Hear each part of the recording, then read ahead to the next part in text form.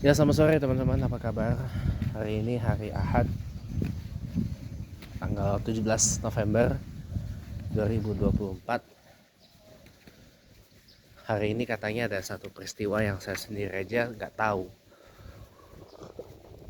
Ada peristiwa apa 17 November 45 itu, nanti akan saya cari tahu ya. Dan kenapa diperingati hari ini. Saya mau minum dulu ya teman-teman sebelum kita mulai apa yang pengen saya bahas pada sore hari ini. Selama kurang lebih mungkin sekitar 30 sampai 30 menit lah paling lama, atau paling lama mungkin kita lebihin dikit.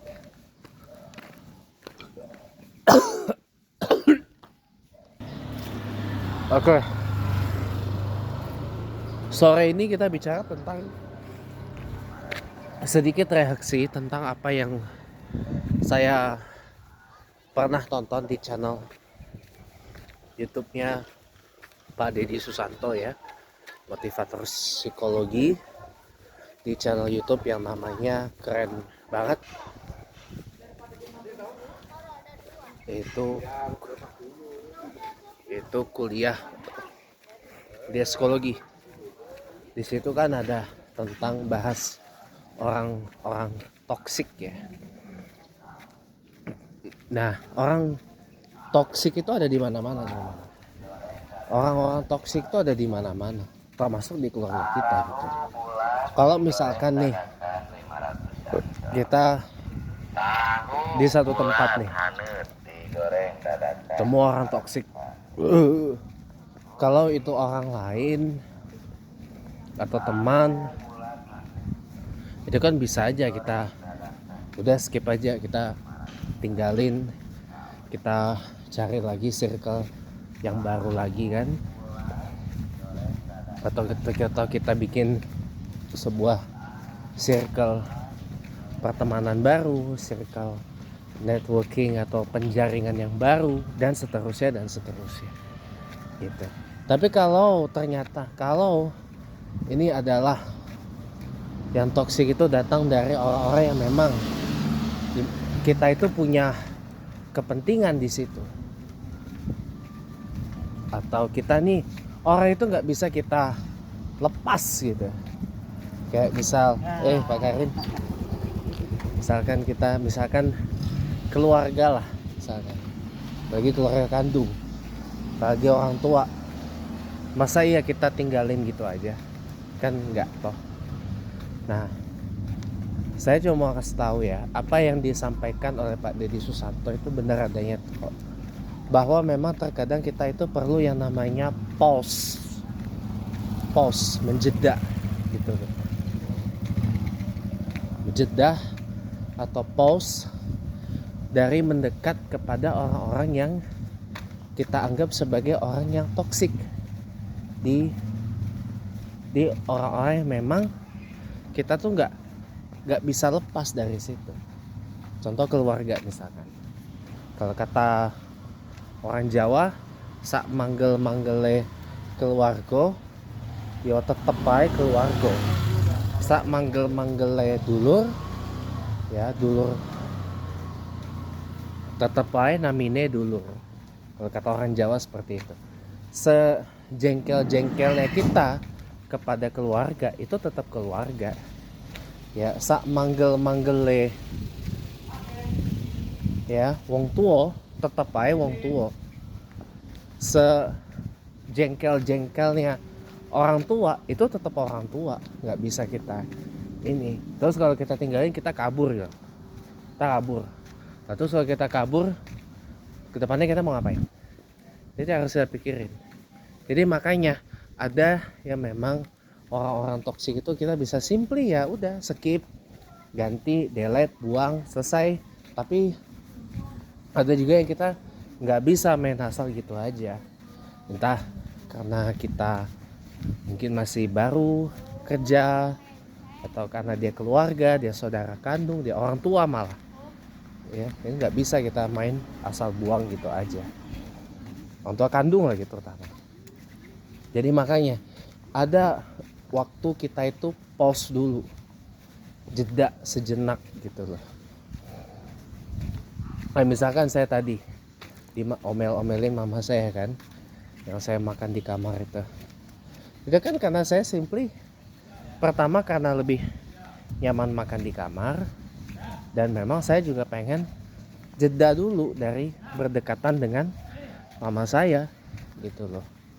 Juga pengen pause dulu dekat dengan mama saya, karena saya anggap mama saya tuh orangnya toksik, beracun gitu loh. Malah saya di label, katanya tak ditanyain kan, emangnya kamu ngekos di sini dan sebagainya. Terus dibanding-bandingin kan saya sama adik sambung saya, anaknya bapak sambung saya yang tinggal di Australia gitu kan. Jadi itu yang membuat saya tuh memilih untuk udahlah, di pause saja, kita dijeda dulu kita nih, sama jeda aja deh, pause aja deh kita, pause aja deh gitu, deketan makan bareng gitu. Ingat ya, saya setuju dengan apa yang disampaikan oleh Pak Deddy Susanto gitu ya. Jangan jadikan meja makan itu sebagai kursi panas gitu loh. Kadang-kadang orang ini nggak tahu ya dampak menjadikan meja makan, ruang makan itu sebagai kursi panas gitu ya. Udah, akibatnya aja. Pokoknya yang pantang banget dijadikan kursi panas itu ruang makan dan ruang keluarga. Di dua ruang di rumah itulah harusnya kehangatan sebuah keluarga tuh tercipta, bukan menjadi ajang untuk saling berbalah, bukan menjadi ajang untuk saling tunjuk menunjuk ya. Kalau kata orang Surabaya, tunjuk-tunjukan gitu loh. Kalau kata orang Surabaya, tunjuk-tunjukan gitu loh. Bukan untuk ajang itu ya. Kalau mau itu di ruang pribadi, misalkan di ruang pribadi anak kah, atau ruang pribadi dari orang tuanya, ya itu boleh. Tapi kalau di ruang makan, di ruang keluarga, jangan dijadikan kursi panas. Nah, kadang-kadang orang tua keluarga kita banyak nggak tahu tentang ini. Kenapa? Ya kagak mau belajar. Jadi gini loh teman-teman ya, bukan masalah bagaimana gitu ya. Setiap generasi pasti punya tantangan tersendiri. Dan mendidik anak-anak seangkatan saya, generasi milenial, Gen Z, Gen Alpha, ya itu tantangannya berat banget teman-teman. Generasi saya ini kan adalah generasi yang mohon maaf gitu ya, arus informasi sudah terbuka lebar dengan adanya internet, dengan adanya kejadian reformasi 98 di Indonesia, dengan adanya demokratisasi, dengan adanya beragam informasi yang akibatnya membuat kesadaran yang macam-macam, seperti social awareness. Orang berlomba-lomba menjadi SJW, social justice warrior, atau pejuang keadilan sosial dan sebagainya. Akibatnya orang jadi memiliki kesadaran untuk work-life balance, orang memiliki kesadaran untuk ini dan itu dan sebagainya. Orang jadi memiliki social awareness, atau bahasa Indonesia ya, kepekaan sosial yang tinggi ya. Jadi ya gimana ya kalau saya bilang ini nggak kebendung lagi. Generasi kita sekarang ini tuh lebih tahu dari kita gitu. Bahkan kemarin itu saya baru tahu ada yang namanya APM, Assessment Penilaian Minat. Karena di zaman saya nggak ada itu APM kayak gitu, nggak ada. Assessment Penilaian Minat, terus inilah, terus itulah, apa segala macam. Generasi kita, generasi demi generasi itu tantangannya beda-beda. Kalau dulu mungkin generasi orang tua saya gitu misalkan, mereka dididik dengan begitu keras sekali oleh orang tuanya. Bisa memang, karena memang sumber informasi terbatas. dan doktrin kamu nggak boleh melawan orang tua, itu masih bisa mereka terima, ya. Walaupun ya mohon maaf, ada juga yang kemudian melampiaskan kepada anaknya karena itu menimbul luka, teman-teman. Timbul luka, timbul goresan di hati. Jadinya terbawa sehingga tua gitu loh. Jadi kalau saya tuh menawarkan gini kawan-kawan, kan saya selalu bilang pola didik anak yang terbaik itu adalah pola didik yang bersumber dari suri tauladan agung kita, Nabiullah Muhammad Sallallahu Alaihi Wasallam. Kan saya selalu bilang gitu, ya kan? Itu udah pola asuh yang paling ideal, bukan pola asuh yang lain-lain, bukan tiger parenting atau elephant parenting, tapi gabungan keduanya. Kalau saya lebih menyebutnya sebagai sebuah assertive parenting untuk sekarang, ya. Jadi kita tidak terlalu hawk banget, tapi kita juga tidak terlalu dove banget. Ada kalanya kita tuh kayak hawk banget kalau si anak itu sudah cross the line, sudah melewati batas, sudah melampaui batas gitu loh. Tapi kalau selama anak itu tidak melampaui batas, tidak crossing the line, ya jangan dihawkiskan gitu loh. Jangan tiap hari main tiger parenting, jangan. Ada waktunya kita juga main dovish parenting atau elephant parenting gitu loh. Ada waktunya. Nah, makanya itu yang saya sebut sebagai assertive parenting gitu loh. Jadi bukan sembarangan gitu loh kita ngomongin ini. Ini hasil temuan saya dari beragam kasus yang menimpa antara orang tua dan anak, dan pengalaman saya sendiri gitu loh, sebagai anak, bahwa ada kalanya anak itu menerima hawkish parenting ketika si anak itu sudah crossing the line, sudah melampaui batas. Tapi ada kalanya si anak itu selama belum crossing the line, ya kita bersikap lembut aja, bersikap dovish parenting atau elephant parenting gitu. Itu yang kemudian saya lebih nyaman menyebutnya sebagai assertive parenting, yet assertive yet proportional parenting. Kenapa assertive yet proporsional gitu loh? Ya karena itulah yang menurut saya proporsional untuk generasi sekarang ini. Jadi istilahnya gak begitu terlalu dimanja, tapi juga kita gak begitu terlalu otoritarian juga gitu loh. Gak permisif banget, tapi juga gak terlalu otoritarian banget. Itu malah gimana gitu. Jadi di satu sisi ketika si anak itu sudah cross the line, ya baru kita bersikap agak sedikit tegas gitu loh. Tapi kalau tidak crossing the line, ya udah gitu loh. Saya sudah mengaplikasikan itu di tempat saya ngajar ngaji di Musola Ar-Rahman di Rawapapan Atas sana. Ya, saya bilang kan, mulai Senin besok tanggal 18 hari bulan November 2024, ya, yang anak-anak laki-lakinya wajib didampingi oleh orang tuanya. Kenapa? Karena sudah cross the line, sudah melampaui batas. Begitu saya lunakin gitu, saya kan ngajar ngaji di papan atas tiap Senin sampai Rabu, ya kan? Kecuali kalau nggak hujan ya saya berangkat, tapi kalau hujan ya enggak berangkat saya. Nah, saya sudah menerapkan itu.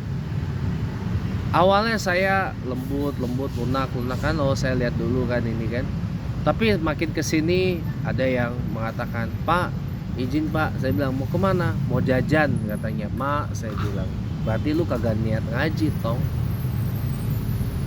Saya bilang mau kemana? Mau jajan gitu. Ada yang sampai kejadian itu. Anda terlalu dilunakin, terlalu di dovish banget gitu. Tiba-tiba kayak gitu, saya bilang. Tiba-tiba saya gitu, Pak izin mau kemana? Mau jajan katanya. Terang-terangan lagi ngomong.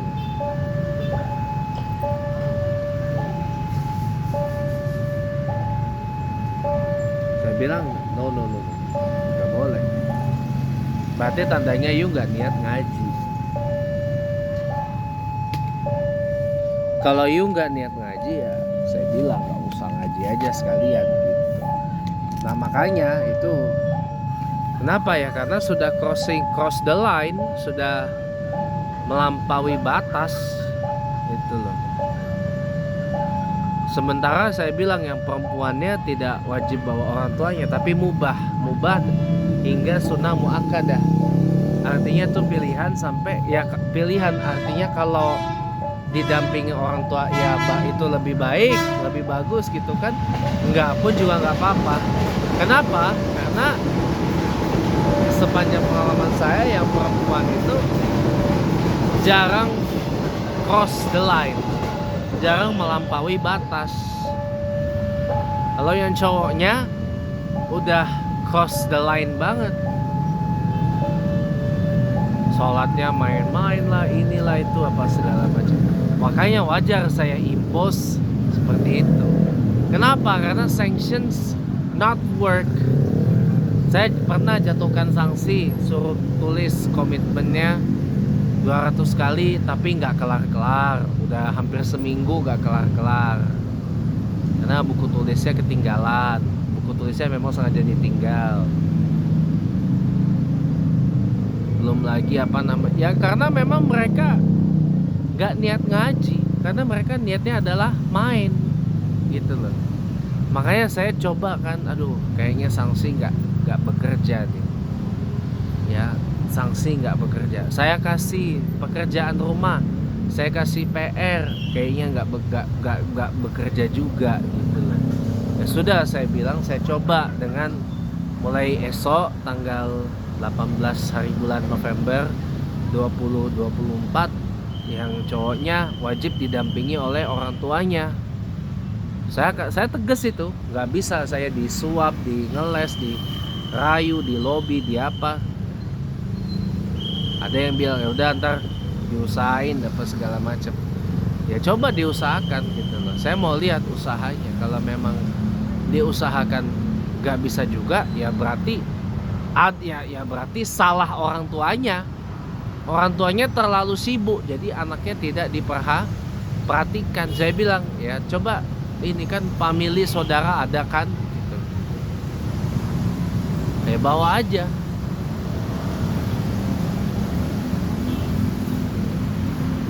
Saya mau lihat gitu loh, kalau didampingi orang tua tuh bagaimana ininya. Apakah bisa lebih fokus, bisa lebih serius. Itu namanya assertive parenting tuh seperti itu. Itu namanya assertive parenting ya. Jadi kadangkala kita harus apa namanya agak sedikit hawk ya, kalau sudah cross the line, sudah melampaui batas gitu ya. Tapi kalau selama masih dalam batas wajar, selama masih tidak melampaui batas-batas kewajaran, ya sudah, kita nggak ada alasan untuk kita bersikap authoritarian, bersikap diktatorial, bersikap represif ya, judgmental dan sebagainya. Itu mungkin pola parenting yang cocok untuk generasi sekarang. Asertif yet proporsional parenting gitu loh. Jangan terlalu dimanja. Terlalu dimanja berabe persoalan. Pengalaman saya tuh, karena terlalu dimanja, karena terlalu dipermisifkan gitu ya,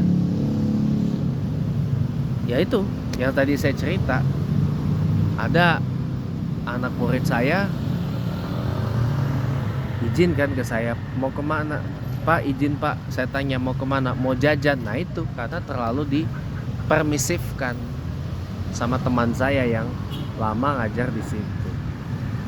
Karena ya memang yang punya itu, saya kan ibarat asistennya doang. Makanya jadi saya tuh sedih banget, sedih saya kalau kayak gitu. Jadi seakan-akan kita itu tidak ada marwahnya gitu, tidak ada harga dirinya di mata mereka. Ibaratnya kita ini cuman apa namanya, kalau di film dan sinetron itu pemain figuran gitu loh, padahal bukan. Ini juga yang kemudian saya kemarin lihat di IG, anak sampai tendang pintu rumah, copot gitu kan, ngebentak ibunya gara-gara apa, kepengen motor gak diturutin gitu kan. Ya kalau motornya sekelas motor Vario, motor apa Nuvo, motor Matic yang ini aja lah ya, Nmax dan lain-lain sebagainya sih mungkin bisa lah. Tapi kalau si anak kepengen motornya CBR, motor Ninja, motor apa Suzuki itu, motor yang nauzubillah mahal banget gitu ya, waduh, duit dari mana? Saya lihat dari profil rumahnya aja, waduh, duit dari mana? Ada kejadian tuh, temen SMA saya, Alvin namanya, mirip dengan nama adik sepupu saya yang baru nikah. Alvin namanya, adik temen SMA saya. Dia kan berkali-kali apa kan nggak sekolah, sengaja nggak masuk sekolah,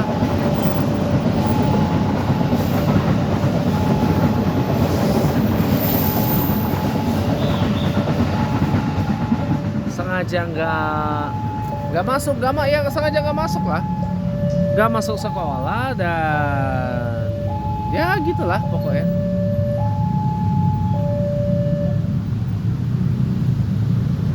Dan bahkan dia ngamuk ke orang tuanya. Kenapa? Karena dia pengen motor pada waktu itu mahal banget coy, Ninja yang harganya pada waktu itu ya, pada waktu saya SMA, ya udah lama, lebih dari 10 tahun lalu lah, 400 juta. Saya bilang duit dari mana toh segitu, 400 juta Ninja Kawasaki, motor Ninja, motor sport, motor Ninja mahal banget, 400 juta. Saya bilang bayangin, dari mana toh kayak gitu. Jadi apa ya, saya bilang kacau ini orang. Itu kejadiannya sama kayak teman SMA saya, cuma gara-gara kepengen motor, nendang pintu rumah, ngamuk-ngamuk ke emaknya. Ada lagi yang lebih gila lagi, emaknya sampai dibunuh. Emaknya sampai dibunuh, dibakar. Ada yang dibakar, dimutilasi, ditusuk, di apa. Aduh, saya ngilu banget dah ngeliatnya. Bahkan mohon maaf, satu keluarga sampai bunuh diri semua, ninggalin satu surat. Ada kejadian di mana tuh, di daerah Jawa lah itu. Coba itu bayangin ya. Makanya kawan-kawan semua ya, jadi kalau saya pribadi, saya komen di situ, di posting itu, udah sabar aja, mungkin uangnya belum ada, nanti kalau uangnya ada pasti dibeli, sabar aja lah. Saya memilih untuk tidak menghakimi, karena kita kan nggak tahu apa problematika dari si pelaku dan ibunya. Kita nggak tahu teman-teman, itu ranah yang sama sekali kita nggak bisa intervensi, ranah yang udah ibaratnya tuh ranah private property banget gitu, kita nggak tahu. Nah ketika si anak yang nendang pintu rumahnya itu buka suara, pun begitu juga ibunya buka suara, baru kita bisa simpulkan dari dua pernyataan ini, oh begini, oh begitu gitu loh. Bahkan katanya ada tetangganya juga yang komen gitu. Kita baru bisa menyimpulkan, oh begini, oh ya apa ya. Saya bilang kalau kayak gitu bukan salah orang tuanya. Salah apa? Salah pergaulan. Salah pergaulan, saya bilang. Pergaulan itu bisa pengaruh loh. Pergaulan itu bisa pengaruh. Kita yang tadinya rajin ke masjid, ya mohon maaf, karena mungkin kita bergaul dengan orang-orang yang, ya mohon maaf lah ya orang-orang yang pada intinya gak bener lah gitu kan. Ketularan gak benernya kita. Serius. Ketularan gak benernya kita. Misal kita yang dulunya rajin sholat jemaah ke masjid, contohnya karena keseringan bergaul dengan orang penyuka sesama jenis, malah jadi beneran kita jadi pelaku yang suka sesama jenis loh. Atau malah kita bisa jadi orang yang kecanduan miras, canduan narkoboy. Nah bayangin itu coba. Cuma karena pergaulan itu, orang tua tuh didiknya sudah bener, tapi karena pergaulan dan mungkin juga di rumahnya juga sedang ada masalah dan dia bingung melarikannya kemana, udah ya lari ke narkoboy, miras, LGBT, ya suka sama jenis dan seterusnya.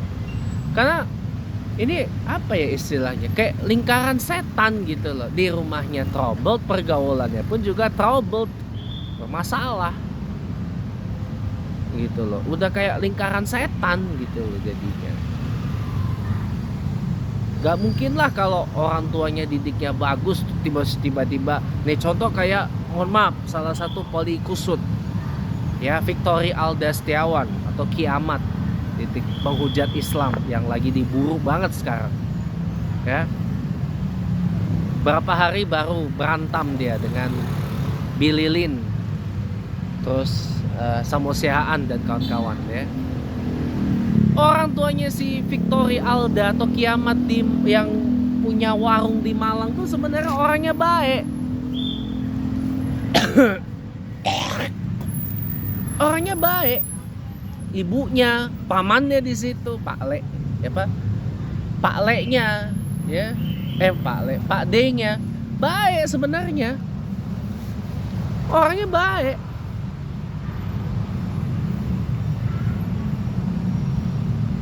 Orangnya baik, cuman ketiban sial aja gegara si Victory Alda Kiamat ini. Padahal emaknya bilang udah pulang, nanti siap yang ngerawat ibu siapa, jangan nanti kayak Polzong gitu kan atau Posang gitu kan.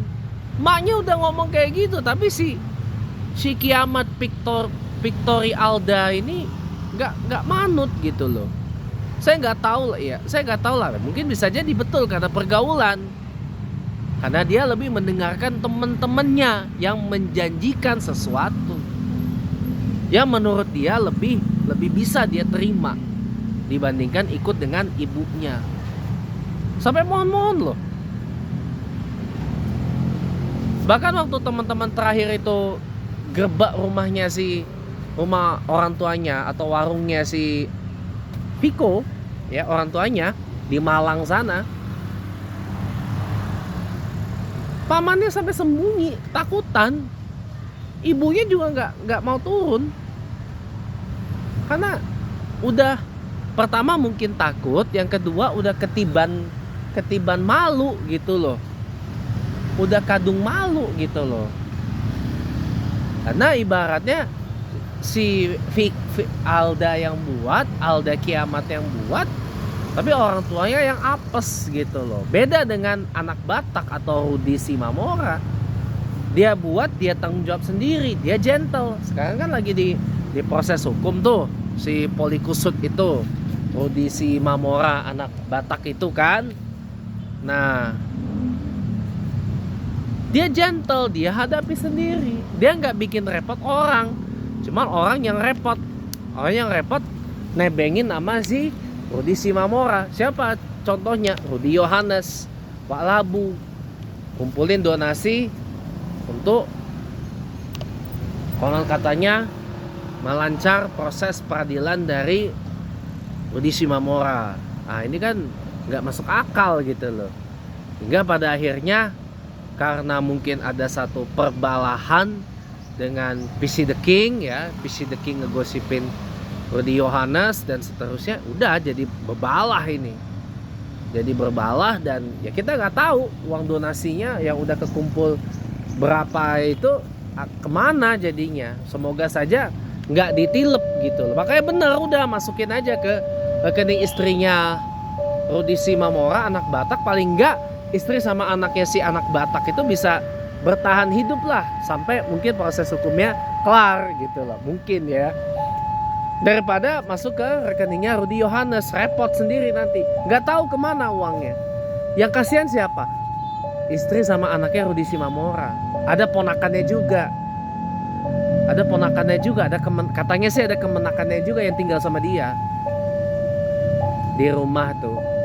Dia cerita pas disatroni oleh gerakan anti penistaan agama Islam atau GAPAI di sana tuh, di Medan sana, jalan apa?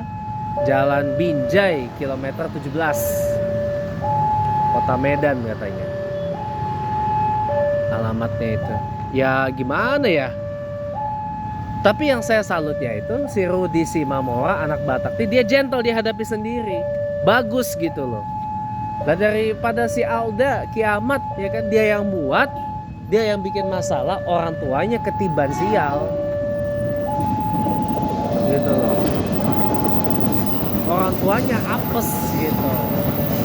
Nah begitu dia berkelahi dengan Billy Lin ya dan kawan-kawan,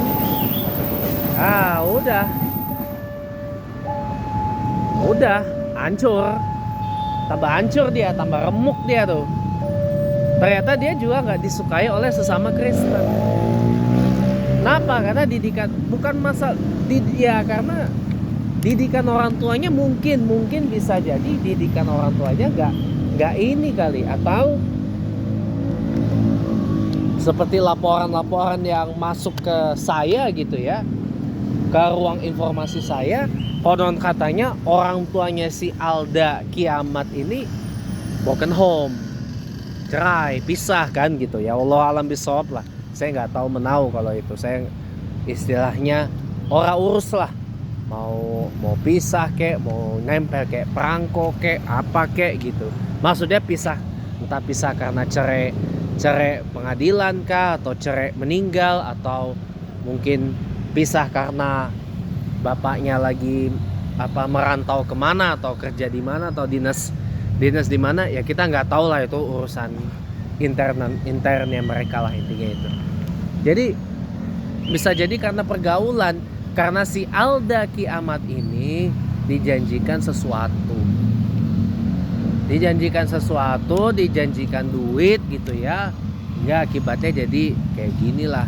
Sama juga pada ya itu tadi ya tuh, Alda kiamat tuh pemusik loh, pemusik dan guru matematika. Dia itu pengajar matematika yang hebat sebenarnya, cuman karena mungkin ada tawaran menggiurkan uang sekian rupiah lah gitu, makanya dia putar arah jadilah polikusut.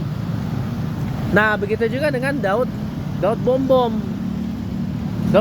kan, nah saya baru tahu nih dari Ko Julius Tan, dia ini pengusaha tadinya, kontraktor. Wih, kontraktor kan keren kali bah. Sama kayak Pak Ahok tuh kan juga kontraktor ya.